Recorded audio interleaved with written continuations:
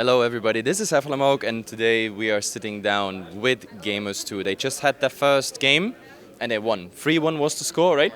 Yeah, that was 3-1. So the first round is done here on the DreamHack Bucharest, and of course now we're gonna ask some questions. Pretty much the same style we had yesterday with SK Gaming. So we pretty much start with, how did you actually prepare for this tournament?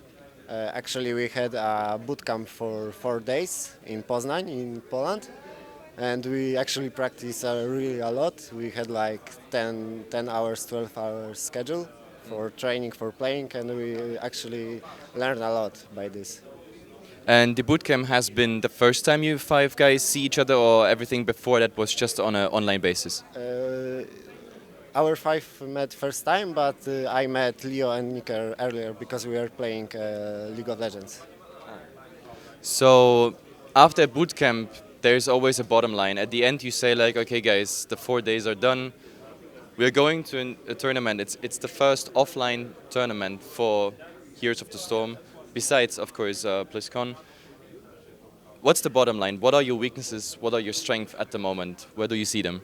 it's like the first offline tournament for us, but I was playing League of Legends with Shihu, and with Nicker. So we have some experience in this tournament. Like IDRD and Juve have no experience, so it's a little bit problem because you never know if they can play good on LAN, on offline events. The problem for us, I think, was like that. We bootcamping for 4 days, but I think if we have bootcamp for 7 days or something like that, it was better. But it's good. We have some new tactics. We have special tactics from ADRD, and maybe we will see some good actions. And talking about tournaments, like a common question about Heroes of the Storm, I had yesterday already this discussion with SK Gaming. Like, do you think the game, the state of the game right now, is balanced as it is? Because in all the tournaments we have all the maps available, and some of them are pretty much hated by the teams. It's just like some joker maps sometimes slip through, Spider Queen, Haunted Mines, etc. But like, if it's really about the important games, the teams meet on mostly Cursed Hollow or maps like that, the bigger, more balanced map. What do you think? The tournaments in the future, they should still have those snowbally maps or not? We think Mines and Tomb is pretty balanced. It's not like very snowballing, but Cursed Hollow is the most random map, and this is like we don't know why.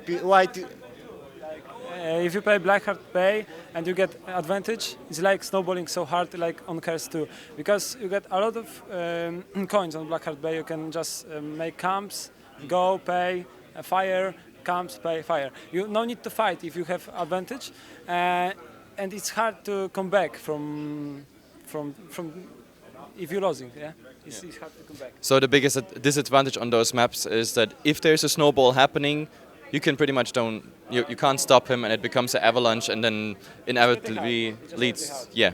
Because since you get some advantage, you get advantage on positioning, on like Cursed Hollow, for example. You get a better position on those tributes. Yeah, and you can pretty much snowball the game for. You don't have to fight. And talking about patches in general, I mean, we had some patches where some balancing was going on, a bit tweaking of the heroes. The maps pretty much stayed the same. There hasn't been like a crazy change whatsoever, just adding a new map, which surprisingly to me was relatively balanced. I mean, I'm a huge fan. For all those who watched my cast, I was like, I was always hoping for Spider Queen, but we have a big announcement by Blizzard. 2nd of June, we have the release of the game. Yesterday, SK Gaming said they feel it's too early. The ranking is not balanced yet. They think the hero pool is too small. And what do you guys think about it? Too early, too late? What has to come to actually make it a good release? I think it's fine. Of course, Blizzard have some problems with Heroes of the Storm, like solo queue. The rankings are pretty bad because we are rank 1 and sometimes we play versus rank 50. So it's like something is bad, but you need more players. So the players will join the next leagues. Like I think it's good. it's good to get open beta and not open beta, like the full game. Okay, so that's one positive opinion, and then yours? Well, I think it depends on Blizzard's how fast they make changes, because they have to change the ranking system for sure. They have to add new champions, like and in Team League, for example, you have to add bans and something like that. And I think that's it. They are doing pretty good job right now. Okay, so if we see the bottom line of all the interviews so far, pretty much everybody agrees ranked has to be changed. It has to become more narrow, that you just don't meet rank 50 with a rank 1. I mean, that's exaggerated, obviously, but it feels like this. It comes with per because we need just more players to play. So I think the open beta must come fast. I don't know where it comes actually. In May, pretty short before the release, if I'm not mistaken. But it will bring more players, so it will balance. But they have to do still something with that. okay, then last point, and that's of course the very important one. The competitive scene is growing. That's a fact. We have more and more teams coming in the NA scene, in the European scene, and even Southeast Asia is now building up. They have smaller offline tournaments, etc. But talking about the European events right now, because they are the biggest. We have the biggest online tournament with Enter the Storm by Gosu Cup, and of course we have now this offline event, the first bigger offline event. There's one problem. You have a good record against all teams. Gamers2 has a nice standing, but there's one village in France. No, no, there's one enemy you, I don't know, face in Enter the Storm. You faced them twice, and both they beat you in the finals and in the winner bracket. It is Team Liquid. What about this tournament? You will beat them this time? Well, we are Gamers2 for a reason. Always second place. No. It's a matter of time. I don't know, actually. It's pretty random. Versus Liquid, it's you never know. You never know. They make a really good draft pick, and it's hard to outdraft them. Like versus any other team, we don't have these problems, but they are drafting pretty well, and this is the biggest issue. Yeah. So Saisha thinks it comes down to the draft? I think yeah, but they play very solid.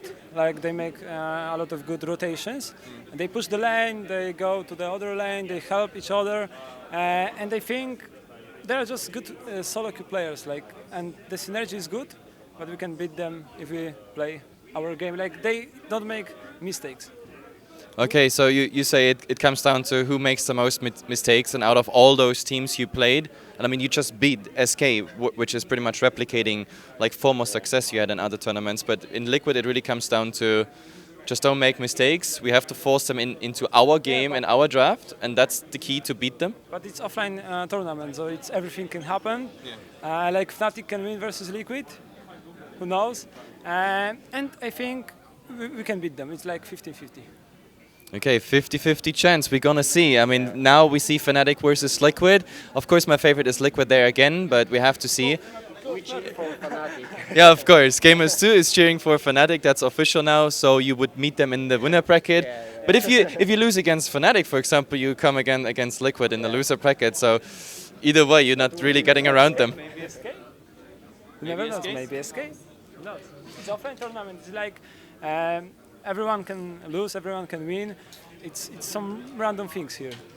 Okay, I think we wrap this up because the guys, they have to eat something and then jump into their games. We have a lot more games to come here. Of course, Castle by Color and Thatcher. We try to make the coverage as pleasant as possible. The other two teams are coming later. And, well, shoutouts to Gamers2 and our sponsors. And the sponsors are? Ozone, G2A, of course, Orbite. Here. Of course, and shout out to Mom and Dad and all the fans out there. Gamers2 is definitely a team you can cheer for. I hope they will not be forever second. Yeah. Because if they beat Liquid, they have everything it takes to be number one. And that's it. Have the knockout.